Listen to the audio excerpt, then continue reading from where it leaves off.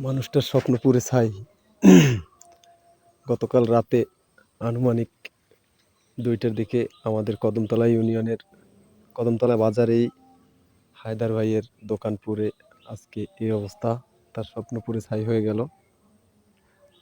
জানি না মানুষটার কি অবস্থা,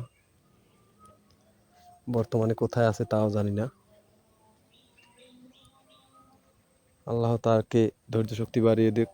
সবাই তার জন্য দোয়া করবেন। ভাই, একটা মানুষের স্বপ্ন অনেক কিছুই থাকে, তার স্বপ্ন পূরণ করার জন্য অনেক কষ্ট করতে হয়। তার স্বপ্ন দেখেন আজকে এই আগুনে পুড়ে ছাই। কি বলবো, আসলে বলার কোনো ভাষা নেই মুখে। আল্লাহ তাকে ধৈর্য শক্তি বাড়িয়ে দিক, নতুনভাবে কিছু করার সুযোগ করে দিক। সবাই তার জন্য দোয়া করবেন।